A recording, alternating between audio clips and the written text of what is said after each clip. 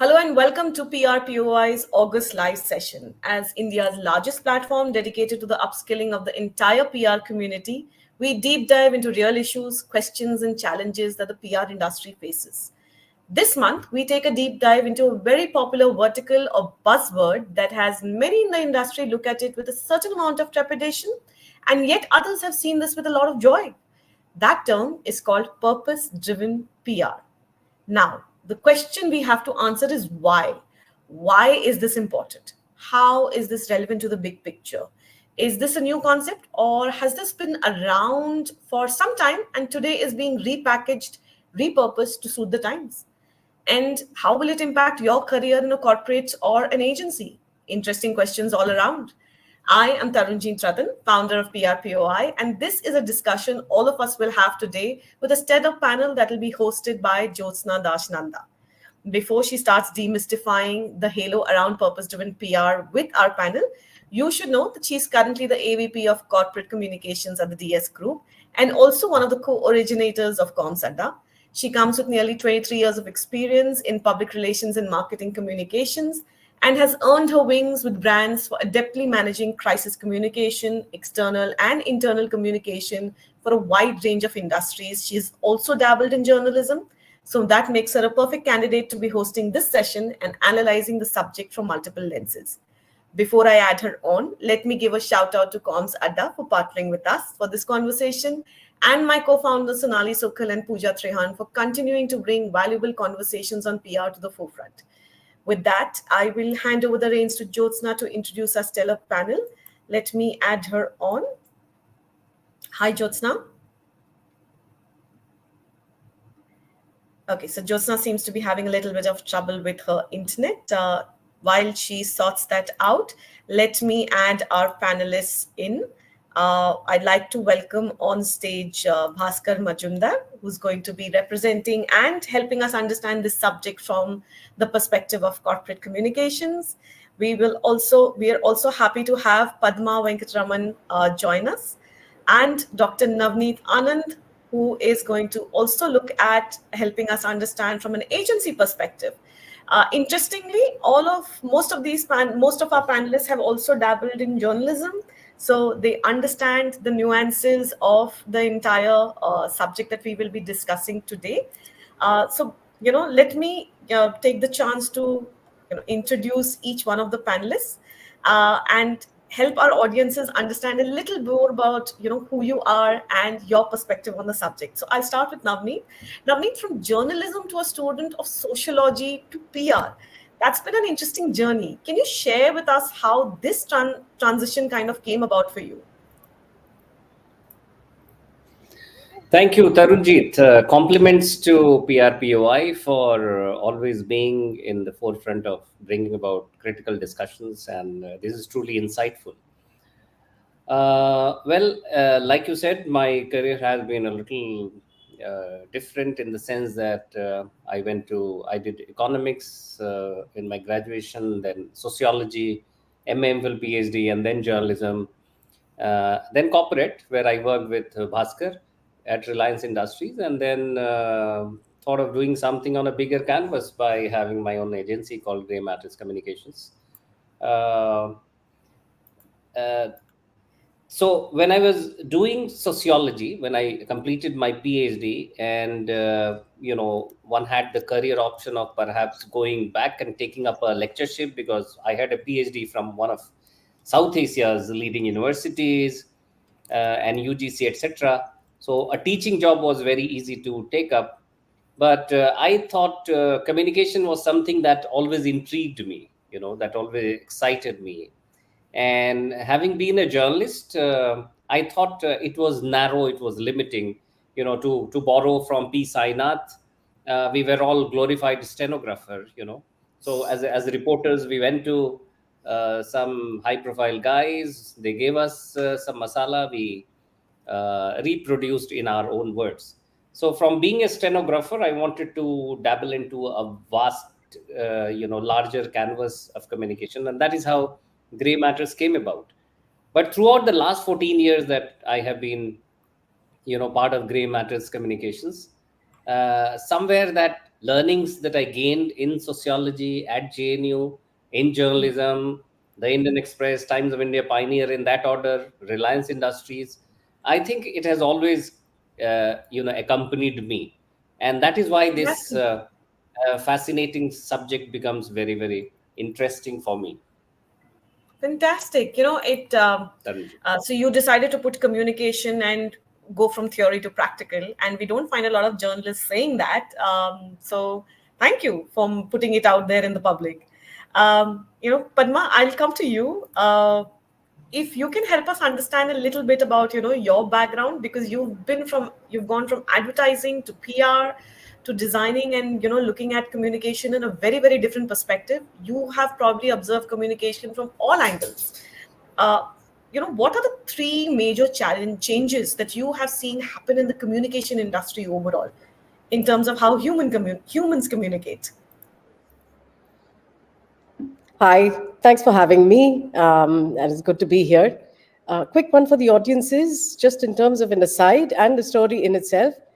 You don't just have three panelists here, you have three parents. All of us are sitting in our children's respective schools, attending PTMs and doing this.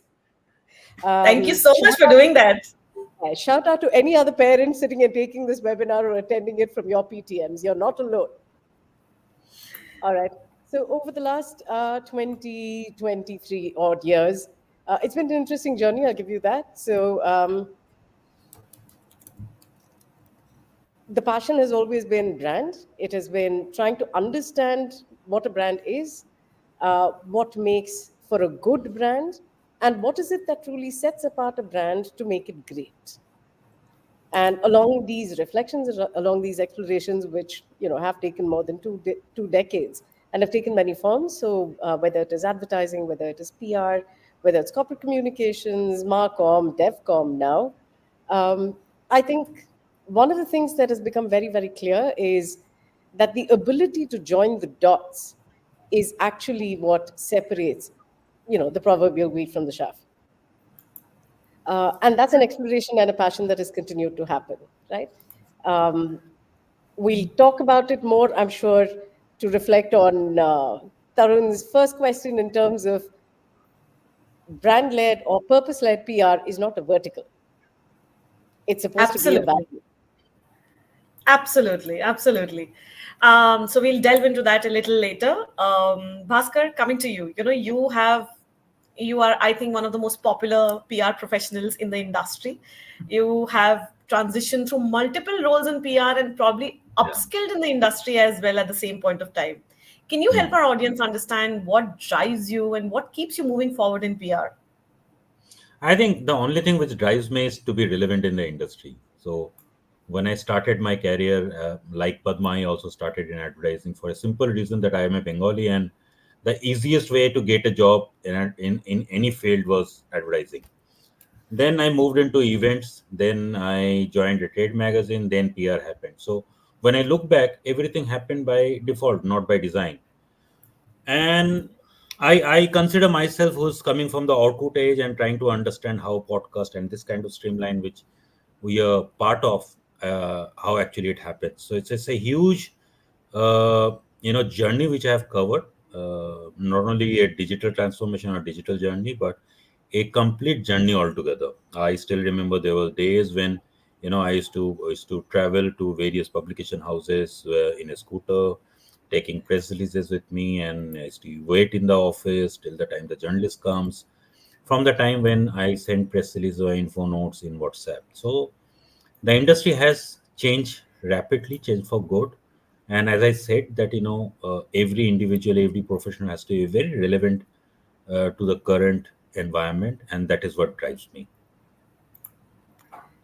That's fantastic. I think there's an entire generation of PR professionals where they happen to fall into PR, and it was never done by design, Yeah, I right? know. Today, But during my initial days, I used to have a tough time to make my parents understand what I do, which I still have. I mean, I still have to struggle.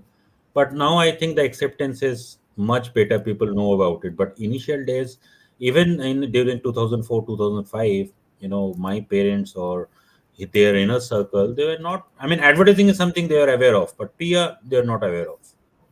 So I also firmly believe in one thing, that PR as an industry has not been able to position PR as an industry for the outside world, unlike advertising has been able to do. And hence this webinar, hence these sessions, along with PR professionals themselves. We need to help all the other industry verticals also upskill and help them understand what PR does, right? And coming back to your original answer, I think today a lot of PR professionals are very lucky because there are courses that exist, there are Absolutely. clear career paths, there are mentors that exist in the industry that will kind of help you be where you are.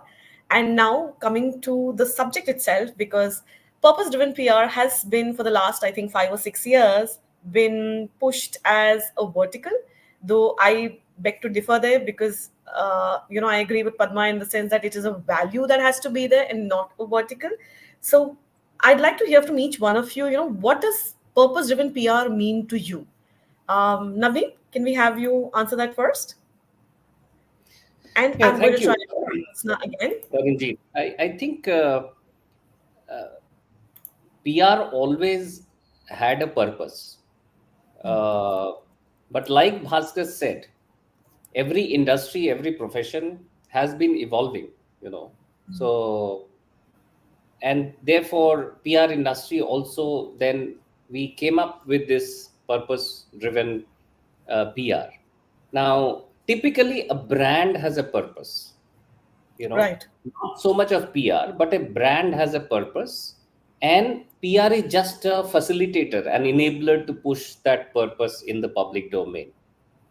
And thankfully, this has come about. This also shows the kind of maturity and the quality of professionals which are coming, so much so that it has gained so much of prominence that Tarunjit decided to have a special session on it. So purpose driven PR always had a purpose. You know, brands Right. always has a purpose. Just that it has got magnified in recent past, and rightly so, and very nicely, being done today, because the way brand are, conveying their purpose through PR tools is absolutely phenomenal, and it also helps kind of. Make our stories so much more compelling, so much more acceptable. If it is, worded in a manner or laced around or woven around a purpose, be it social, environmental, cultural, or whatever. So to me, I think it's a good evolutionary step that the industry has taken. But purpose always guided PR interventions even in the past. Taranjeet. Absolutely. Bhaskar, what's your opinion on this? Is this a old concept in new packaging that is being put out there? Has it become one of those buzzwords which we use to describe our when we look at creating corporate profiles, where every profile pretty much now starts with purpose-led brand? So to be very frank, I think it's a very fancy phrase. Since the time I have started my career, every communication is to be purpose driven. The purpose can be business, the purpose can be society, purpose can be anything, right? Purpose Absolutely. not necessarily has to mean only into giving back to the society. But I think in last, I mean, especially post COVID, I think it has become a very catchy phrase, right? I remember that I have worked with Tata's, I have worked with Reliance, I have worked with Punj Lloyd, and all these companies I have worked with around say 2000, early 2000. And those days also, everyone used to work towards giving something back to the society. So I think it was always there. Rephrasing it, presenting in a new avatar is something which is going on right now. uh, Otherwise, I think any communication which is not purpose driven will not yield any kind of result. So Absolutely. echoing what Navneet ji has said, I think it was always there, but post COVID, I think employee engagement, internal communications, it always used to be there, but post COVID, it has become more relevant. Mental health, it was always an issue, but post COVID has become a catchy phrase. Catchy phrase doesn't mean that everyone is not doing it. Everyone is doing it, but everyone is trying to rephrase it again. Interesting. That's a good play of words, and in fact, we are masters of word play in that sense. And the entire PR industry has come up with a very interesting phrase to talk about how we are able to meet, our PR campaign goals with actual business objectives, right? Padma, your views on this? I'm going to take a slightly different view on this and present another lens to look at it through, right? I think that when we're talking about the demand side and the supply side, right, I think the market sometimes determines the kind of communications that you're going to do or the kind of Right. intervention you will have to, right? Our landscapes have changed. Now, you can talk about the digital landscape, like Bhaskar was saying, or Navneet will recognize, or I don't know if you're old enough to recognize, I certainly am, days of yore compared to what it is now. So whether it is about digital transformations, which has changed an entire landscape, the media landscape is unrecognizable, right? But as is the customer or the consumer landscape. People have changed, times have changed, society has changed, priorities have changed. The priorities that are driving what we call, purpose and brand or PR or whatever, is actually a demand from the market to say that I need to find a little more resonance and credibility in you as a brand than seeing you as someone that exists merely for profit. Absolutely. However, sorry, hold on. Yeah. This term and this sector has most often been cornered by the social development sector. When and why do you think this transition into mainstream PR conversation? Padma, I'd like you to take that first. Again, I think it's just an extension of what I was saying, right? I think that you have a generation that is far more connected, I think far more exposed. The levels of exposure today is incomparable, correct, to what we Absolutely. knew when we were a lot younger. So the level of exposure, I think, of one is access itself, right? You access so much Right. information and you're aware of what is going on across the world. My 16-year-old daughter will tell me that, your generation was responsible for leaving us the earth that you have right now. Okay. And Okay. therefore, her interest in, the way she sees things is that you have to be someone that is environmentally responsible, right? And then I ask her, what is the last protest march you did? Or what is the last, when is the last time you picked something out of need and not want? And there are no answers there. Understood. Okay. And she's a microcosm of a much larger audience that we're talking to. Absolutely. Okay. And It all it those have labels as well. You can call them responsible, you can call them woke, you can call them Gen this and Gen that. Okay. But I think fundamentally, I think we're just responding to the times that we live in. Brands have to. Okay. Also, because if I go back, or any of us that were in advertising went back to the advertising days, remember that while it was the OG platform, because it had reach, it had awareness, okay, but it was one-way communication.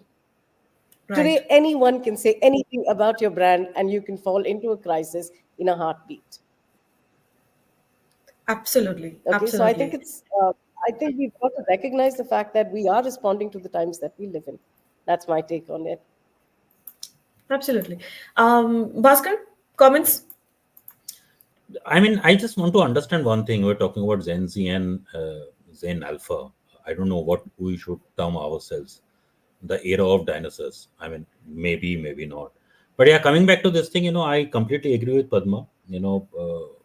8 months back, we did a small survey in our office, and we have got almost 3,000 employees. And out of this 3,000 employees, almost 75% of them are here from the younger generation. When I say younger generation, they're below 28. Uh, they stick to a company if the company has been able to convince them that their activities are purpose driven, which can be CSR, which can be purpose driven actual business related work. So I think, as Padma rightly said, that the younger generation are much more evolved, involved, engaged, conscious about purpose driven activities. What you can bring to the table, maybe we are doing already all kind of work, but we have never been able to publicize it or put it across to everyone that what exactly you are doing.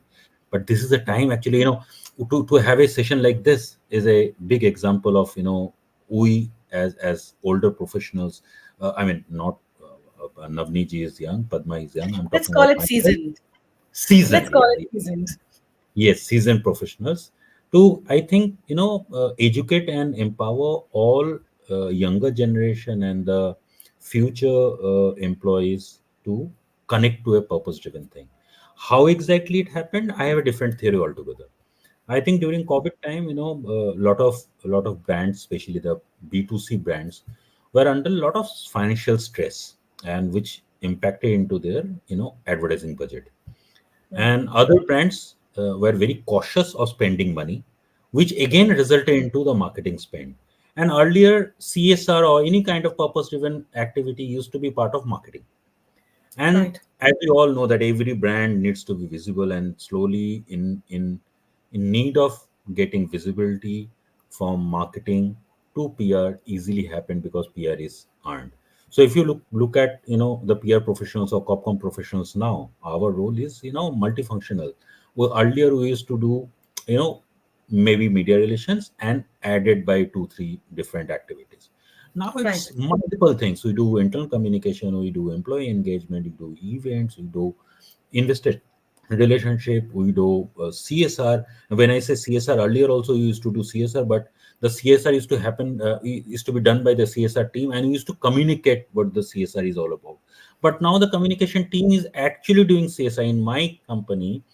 Me Hmm. and my team are actually doing all the CSR activities. When you say CSR activities, to create the concept, to whom, to with which NGO you have to tie up with, their KYC to be done, what kind of budget we have, what are the priorities, everything is done by the corporate communication team. So I think, post COVID, the stress has become more because this role slowly is moving towards corporate communication. Absolutely. So you've kind of snowballed into my next question, but I'm still going to get Navneet to give us a perspective on that. Navneet, slightly different question for you on that. If you can help us understand, in the agency circuit, right?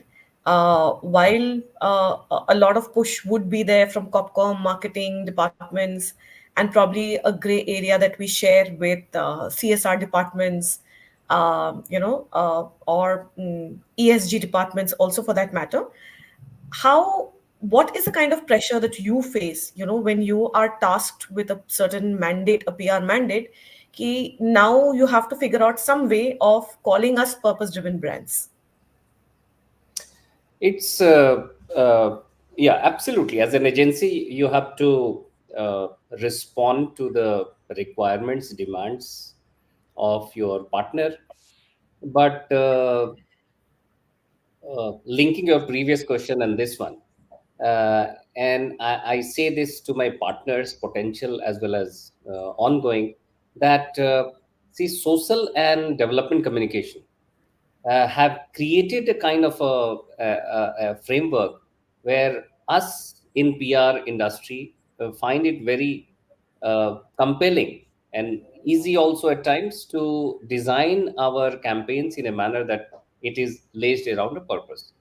Now, to answer your specific question, there is no pressure as such. Most of the time, it happens, and that happens because of perhaps my background in sociology and JNU and journalism, that we try and navigate the partners to design the campaigns in a manner that it is also identified with the purpose. I slightly differ when it comes to addressing the aspirations and the needs of the Gen Z and other generations. I think every PR campaign has to have a target audience. Now, not every campaign can be addressed to the Gen Z. So every time we have a campaign, a PR Mm. plan, PR mandate, firstly, we need to understand the audience, and accordingly, we design. In many cases, purpose driven PR would be a big no no. And in many cases, any other form of PR other than purpose driven PR would fail. So I'll give you an example for there is a partner that we work with, social sector, NCPEDP, National Center for Promotion of Employment for Disabled People. And there are various campaigns that we have designed. The fundamental question is how to put disability into the mainstream. But then the challenge is how do we tweak it around, or weave it around a campaign, and create stories which are acceptable to the journalist and to the other stakeholders. So, for instance, during elections this year and the assembly elections previously before the general elections, we created a manifesto only for the disabled, right? And that found very good traction, for paucity of time and not going into into the details of it. But I think we created a campaign by creating a disability manifesto and reaching out to different parties, and that kind of set the narrative all right, that there was a purpose in the Fantastic. in the campaigns that we were doing. And there are various other such examples. Yeah. So I think it comes naturally to you to be able to, find purpose in a brand campaign, and that's fantastic. But Right. you've dodged my And it question makes on my pressure. task easier also, Yeah, many but a you've time. dodged my question on pressure. And to add a little more pressure, I have Jyotsna joining us. Just a minute.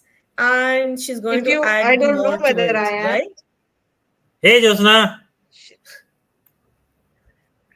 So I So will can you leave hear me If you or you in the see me? speak, capable we can in her confirm that capable we can hands. hear you. Sorry, Good I'm to going to have leave you in Jyotsna. her capable And hands as and take over usual, the you lead can't of this hear me. conversation. Yeah, we can hear you. We can hear you.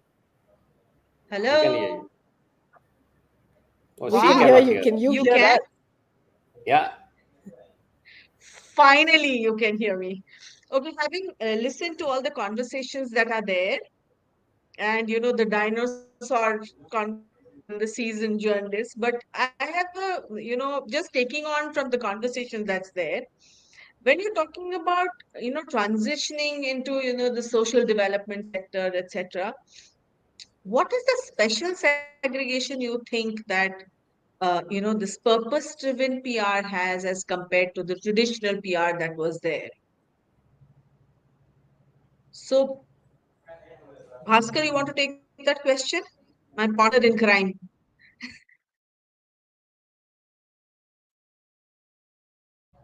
You're Yeah, on You're mute, on yeah, Bhaskar. mute. yeah. I'm back. So, to be very frank, I don't see any difference in between any type of communication and a purpose-driven communication. Every communication is purpose-driven. So, just to give you an example, while you asking this question, I went back and I still remember those days of my days with Mr. Roger Darashaw, where he used to talk about creating a strategic narrative for a company. And on basis that, last year when I was sitting with my South Asia MD, we tried to create some kind of a strategic narrative for our company, and we came across with a phrase called building the nation responsibly. I think that phrase itself is purpose driven, right? So whatever you do under that umbrella has to be purpose driven. It can be business related to a purpose. It can be normal activities which will be related to purpose.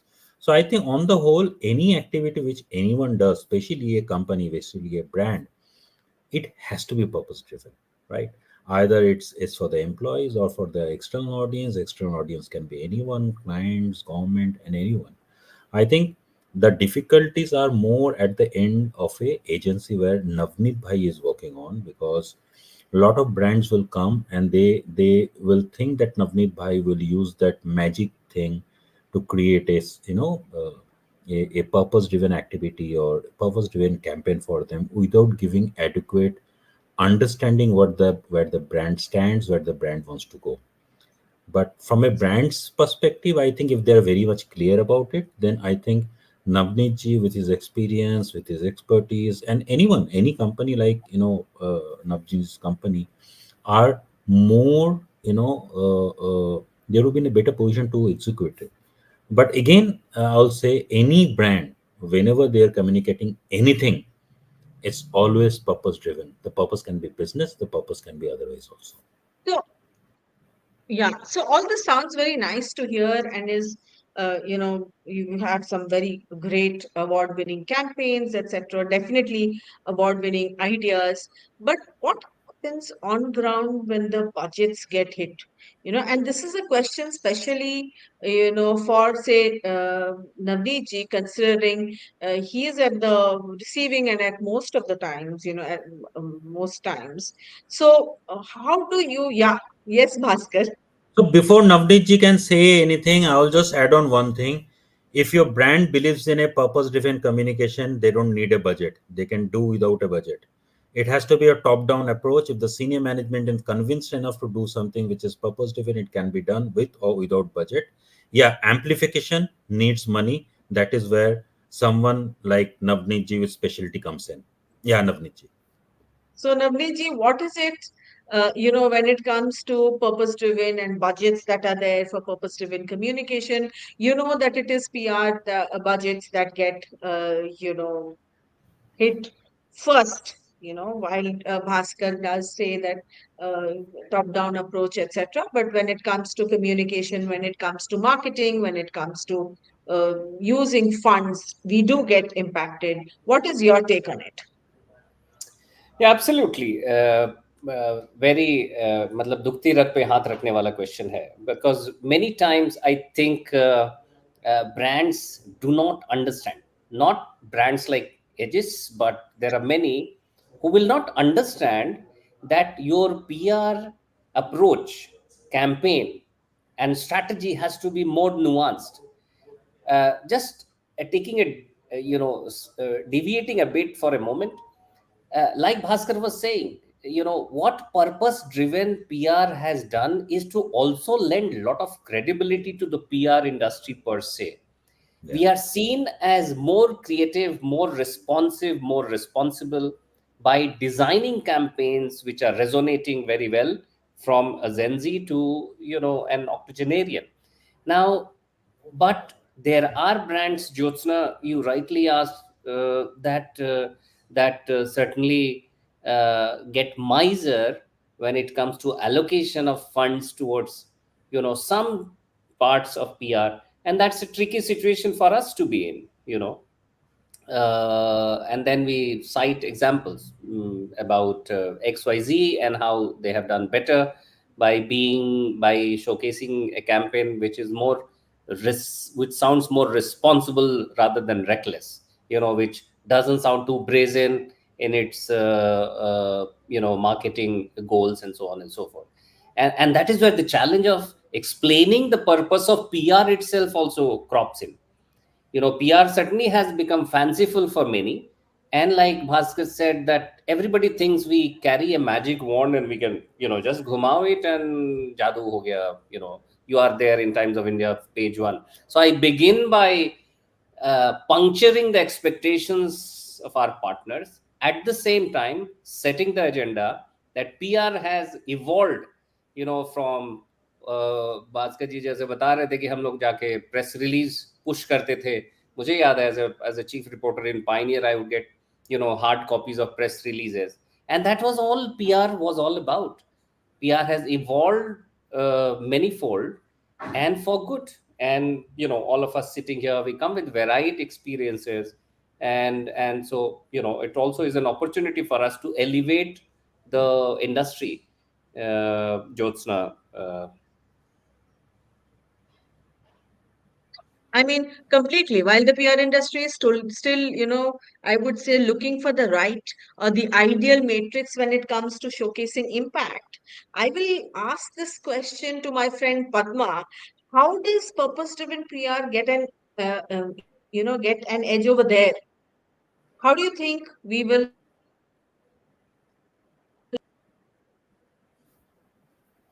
We're losing you, Jyotsna. Can you hear me? So I Um, said, having heard what Navneet ji has to say, right? Now, all this sounds very nice, but the PR industry is still looking for the ideal matrix to showcase impact. How does purpose-driven PR get an edge over there? I think that the Can you evaluation. hear me? Yes. So the evaluation impact, I mean, measurement, metrics kind of conversation has been around for as long as we've been around, right? And it has progressed and it has got louder I think, over the last decade and or more. And I think that what digital transformation did was, because you could see the vanity, metrics, it suddenly became possible, or at least became imagined, that we could figure out impact in very tangible senses, right? Which advertising could possibly do, a campaign could possibly do, a social media post could possibly do. But I think that PR continue to struggle with the idea that we know what the impact to reputation is, but it is not always tangible, right? And sometimes I think that the traditional ways of working, which was your media relations being strong, and it wasn't just that you went out for a drink with your journalist friends, it was that you were able to communicate, right? Not just what your company did, but also have very deep conversations with them about what the industry was doing, right? So Yeah. you gave intelligence and you received intelligence from the ground, right? So this entire idea about purpose driven, again, I think That's true. it's a That's true. it's a label. It's a label, at the moment. In my mind, if you were to look at it a vertical, then So it's do no you, different from lifestyle. Bhaskar desperately that's has his true. hand up. So do you think Yeah. any special skill set? Yeah. So do Can I you think add? that professionals today need any special skill sets? Yeah. All right, Bhaskar, Yeah, why yeah. don't you go first and then I'll come in. I'll Bhaskar I'll can add add. I'll just like to add one thing. Let's not discuss about purpose driven communication only. Let's talk about purpose driven business. When the business is purpose driven, then communication, HR, internal comms, employee engagement, everything sets in. Right? I'm going to Yeah, add one please. more point. Yeah, I'm going to add one more point there. This authenticity and honesty that we talk about, and I think it dovetails perfectly into the point that you were making, Bhaskar. Be aware of who you are Yeah, and what your own intent or motive is. If your yeah, intent is 100% profit, then go yeah. after it, Yes, and do some good while you're at it. Okay, absolutely. don't be, because it becomes that much more challenging for you to prove Yeah, credibility. yeah, Okay, and it opens up discourses and debates. If you're a tobacco company that opens a cancer hospital, if you're a yeah. fossil fuel economy hosting a climate change conference, and the examples are endless. So just know So your own purpose. Yeah. absolutely. So just to give you an example, Jyotsna, nowadays, communication also means how you represent your company in social media, right? Now, if you run a campaign in your office that my company is plastic free, right, and you use glass water bottles instead of plastic, you may say that my office is paperless, right? That is also a purpose. And if you put it across in social media that our company is doing all kind of purpose driven activities to address climate change, that's also a communication doesn't have to mean that you have to only interact with journalists, right? So unless you connect it with business, it's very difficult for any department, be it communication, PR professionals, or HR, or anyone, to say that how much value add I have done. True. Agreed. So, just quick questions now, considering that we have very limited time. Navneet ji, could you share one successful case study, national or international? वो I just shared Jyotsna मैं बता रहा था एक संस्था है NCPEDP, कर लिया? you know, अच्छा, and हाँ जी, हाँ then ji.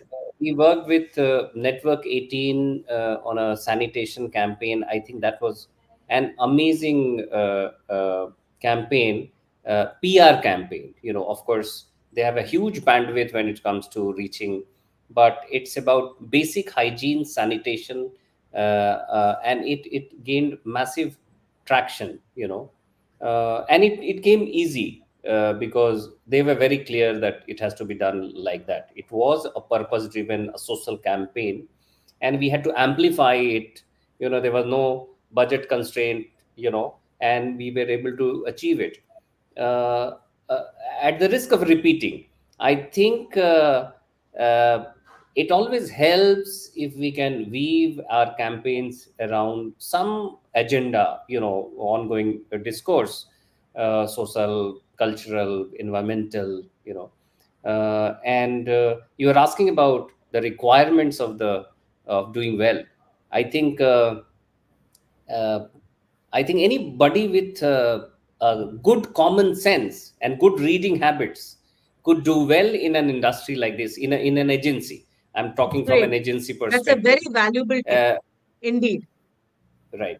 Very, very valuable tip. But before, I mean, now since you're running out of time, can we take a few questions from the audience, Tarunjeet? Any questions that are there? So these questions obviously can be open to any three of you. You can take a pick. Questions from the audience, please. If I may, I think that the last one that came in which said, do you think corporate communications needs to be the conscience keeper for companies when it comes to purpose-driven comms? This, I think, is an inherent challenge whether you're in communications or whether you're in PR, right? At the end of Exactly. it, like when we went back to what Navneet was saying earlier, right? That the purpose is not yours. The purpose is the brand's, Yeah. right? As custodians, we serve the brand's purpose, whether you're in corporate communications or whether you're in PR, right? Uh, do you have the power to sort of keep your client honest in that sense? I think it comes back to the profit question, right? Because PR is a business. Corporate communications is sitting within an organization as a business, right? I mean, that is a business, unless you're talking about the development sector, of course. True. Okay, so in Uh, terms of can you be the And conscience keeper? To an extent, I suppose depends on how much of a voice you have. also, post COVID, I mean, there is a scenario when the corporate commission department has got audience in various, strategic meetings of the senior management. And when you're part of the strategic meetings where your voice can be heard, I think you can always voice it out that, you need to be more involved in purpose driven activities. I mean, there is scope. Things are getting better. Things will be better, much better in near future. Also, go in with those uh, ideas. I mean, it just yeah. always helps. So we'll take the next So Mr. question. Younger Raghu Rao generation has, is yeah, younger. yeah. Okay, younger Mr. generation Raghu is Rao much has more two. involved. Yeah, yeah. Go ahead, please, Tarunjeet, if you want to take Raghu No, Rao's no, it's okay. question. I was just scrolling and scrolling down. Yeah, So sure. Go ahead. Mr. Raghu Rao has Yeah. two questions. One is talking about overexposure, lesser exposure to various media, and he's asking for a mix of social and traditional. Absolutely, but PR is much more than that, as Bhaskar was mentioning earlier. Now we devise various tools. We create events. We seek a speaking opportunity for our partners, for our clients. We do RTI. We do meet parliamentary standing committee. So the entire framework of PR has changed, and it is far more robust, Wider. credible, and tangible today. Padma very nicely put it. That challenge of being tangible and quantitative matrix is always a problem, but in terms of qualitative, I think we are doing very well. So I think, Raghu, to answer your question, I think it is a mix of traditional, social, plus host of other tools that we have been able to design and devise over a period of time, showing great maturity of the PR industry. Also which adds value and is in sync with the overall objective or the purpose of the organization. Whatever is required and wherever whoever can pull in, it's a very, very collaborative effort these days. Every branch, I think, adds in to add value, to bring in that transparency, to bring in that accountability and value add that people are looking at. Younger generation is much more involved, evolved, engaged. Do you think this term purpose driven PR has come up because it amplifies a generation gap? Padma, Bhaskar, parents sitting here. Which is all I'll of us, let I think. Padma answer. Um, I don't think this is almost like a chicken and the egg kind of a thing. I don't think one came from the other necessarily. That's very true. That's very true. So, quick question if I was to ask, do you think there is any matrix that is there, to evaluate or to measure the impact that is there, or organization's purpose with stakeholders? What are the challenges you guys have faced in developing effective measurement frameworks? I'll just say two things. One, Navneet, you want to take that? Yeah, say that. After Okay. Bhaskar.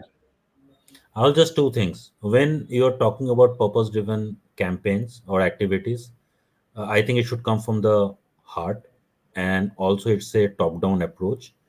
Evaluation is needed to understand that how much you have covered and if there is a course correction to be done.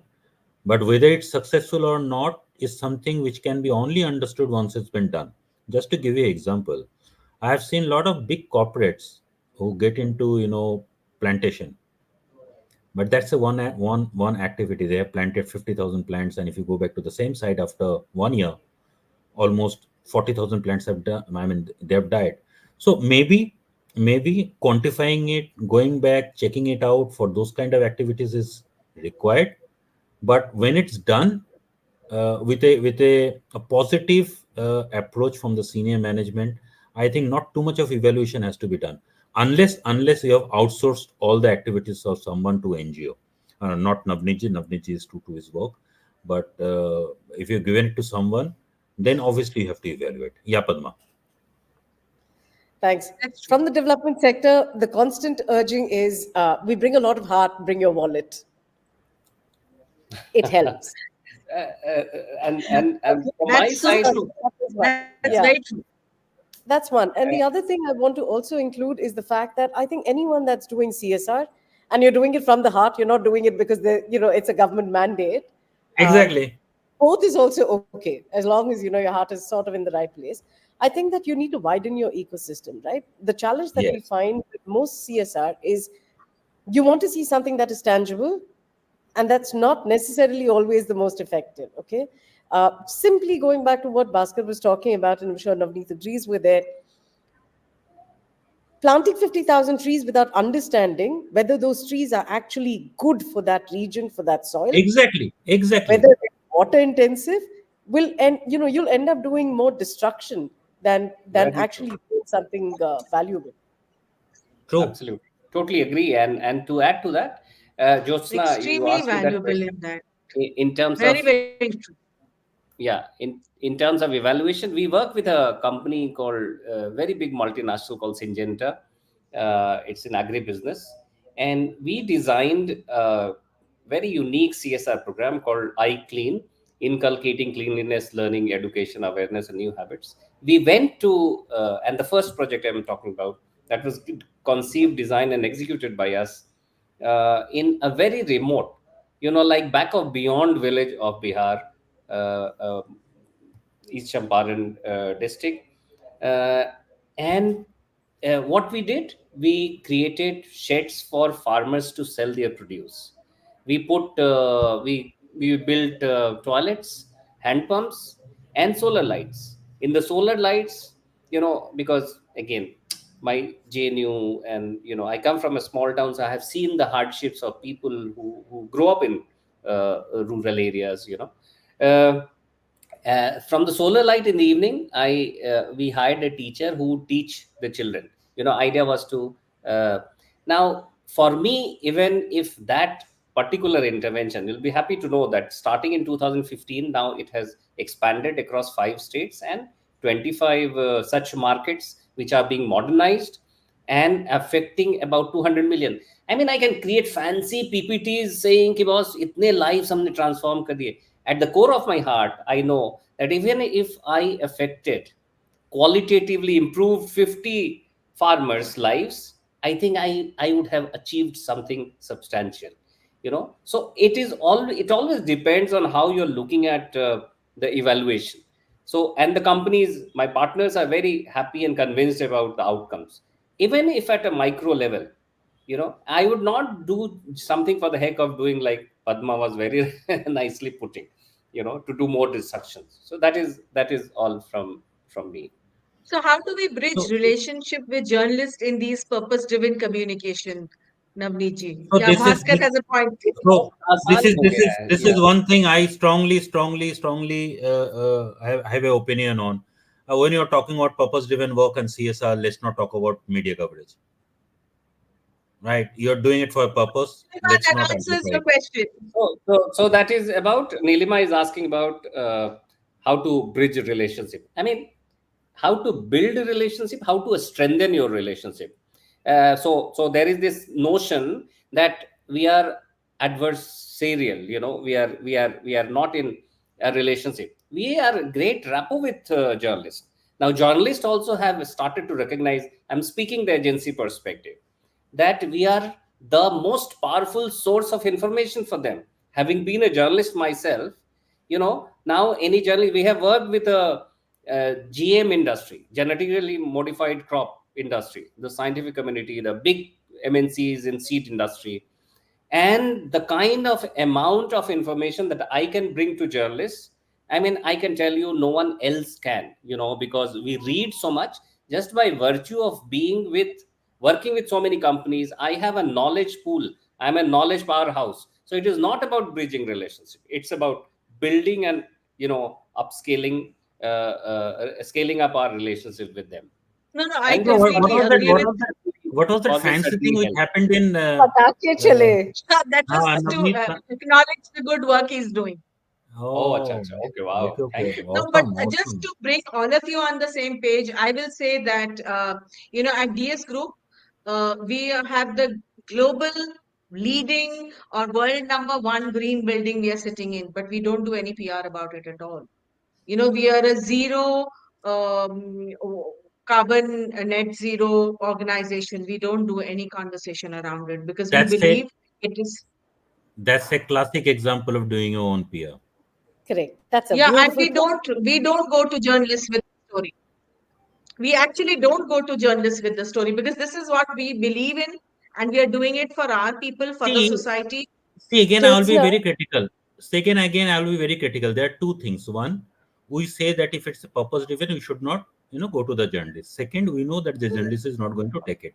So let's understand it. That these are stories which they don't sell, right? No, so And also if you're you'll doing it for, realize that and if you're doing it for a purpose, please don't try to sell it. Also, when I was in, very PR true. side and I was working with ad factors for 9 years, I handled multiple clients, and whenever the client used to say that, we have got this award or that award or CSR, please get it in publication. It doesn't happen. So you please blindly, openly, you say these things are not news. These are things you do as part of your Yeah, business.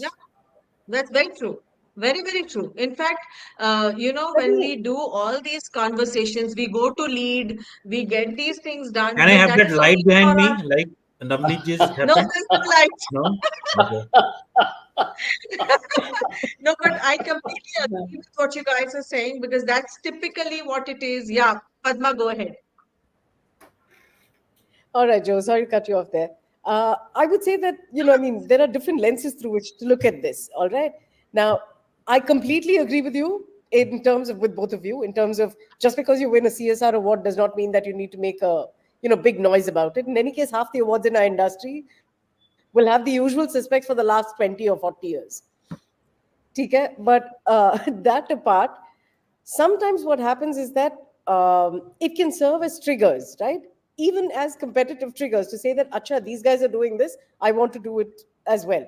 So, from a development sector perspective, the more conversation there is on funding, we're happy because it encourages other people to do it.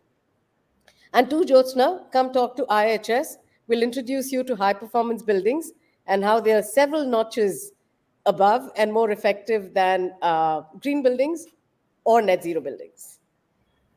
Yeah, yeah. So we are actually working with a lot of partners. We want to. The AQI in our office is less than 10. So that's something that, so not to, so we work with a lot. Yeah, it's hazy. Yes, Bhaskar, it is Nee, hazy. just I want to say something. You're trying to do so much of PR for DS Group. Let me also do some PR for No, my no, no, company. I don't want to So, do. I so mean, no, no, this no, is no, no. taken. No, no. Now you have to give me time also. No, we in Egis, we also are helping a underprivileged school called NEEF, where they have got 450 students and they have got a X number of girl child, and it's very difficult to get girl students from an underprivileged house because the parents are not very keen to send them to school. Now after 2 years, from that number from 450 had gone to 600, and that number of girl child or girl students has become almost 30% more. Now that is a kind of evaluation you can do when it comes to purpose driven Matrix. work. Now do That's I true. need to send a press release? No, I don't have to. It doesn't work. You both need, both DS Group and Egis need a specialist firm like GreyMatters Communications to take your Done. story in a different manner, not the conventional mode. Done. I'm available. Very true. Tarun is Okay, losing the on plot that completely. nice, okay, on that very nice plug, and this entire conversation seems to be, symbiotic in nature. I am going to request Jyotsna to take last questions. Any Yes. last questions that you have before we wrap up? And I think this calls I for an think offline meeting for the four of you. Yeah, yeah, yeah. no, no, Yeah. that's Anyone that has CSR funds, get in touch. Okay. I will. Surely I will. yeah. Okay. Um, Last set of questions, Bhaskar. Um, Give us one example of a purpose-driven PR campaign that backfired. I already spoken about it. I will not name that company because that the head of communication and the CSR head is also a good friend of mine. They planted 50,000 plants, and the next day when we revisited the same place, there are only 700 plants. 700 plants, rest all died. So it's not about planting plants. It's also about sustaining it. If you're going for a green plantation, it has to be at least in a horizon of 5 to 7 years, So because Tarunjeet, a we've normal done all the sapling, questions. yeah, a normal sapling, a normal plant needs at least 1.5 years to grow, right? So these are all classic examples of how CSR activities or purpose driven activities can go wrong. Absolutely. And offline discussion, we will get into more details about it. Dr. Navneet, one word Yeah. to describe purpose-driven PR. Uh, it's purpose, not profit. For PR priorities, I think that is what is. That is how I Fantastic. look. Lot of quotable quotes today. Padma, one key insight from this entire conversation between the four of you that you think our viewers should take back with them today.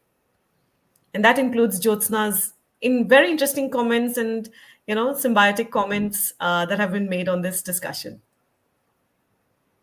Just go back and think about what purpose means. Remember, it's an old advertising saying, we're all consumers. Start understanding the difference between need and want. The more you cut back as a consumer, the more you help the planet. That's my plug. Absolutely, absolutely. Thank you so much. Any parting comments that any of you would like to share, Jyotsna? No, I think at the end of the day, all that we are looking at, we've said that we want to, look at transparency, accountability, values that resonate deeply with today's consumer. That's all that is to take when it comes to purpose-driven campaigns that are poised to continue to flourish. And these campaigns will bring in the transparency and accountability, I guess. Absolutely. And on that note, I'd like to thank all of you for taking the time out today for being a part of this conversation and being a part of this panel. Thank you for preponing your PTM meetings, doing this while you are at the PTM meeting and rushing to your PTM meetings today. Thank you so much for an insightful conversation. And thank you, Jyotsna, for hosting this today for us. Thank you, Thank you for Even with everyone. having us. all the technical glitches. Pleasure. That's okay. That's okay. So your eco-friendly office has got technical problems, huh? Huge technical issues today. Major. So But we will Thanks, find Tarun. somebody on the But next thanks, panel. guys. Thanks, thank you. Tarun. Thank Thanks, you. It Jyotsna. was a Thanks, Thanks. pleasure. Navneet bhai. Thanks, Padma. It was a Thanks to pleasure. everyone. Yeah. Bye. Bye. Bye. Bye. Thank you, Jyotsna, again for that interesting and insightful conversation on purpose driven PR and demystifying it for our audiences today. I hope each one of you had, interesting insights to take away from this.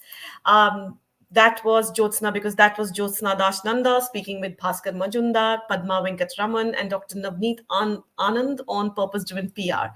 Thank you again to CommsAdda for collaborating with us on this conversation, and my co-founders Pooja and Sonali for their continued support to the PR community.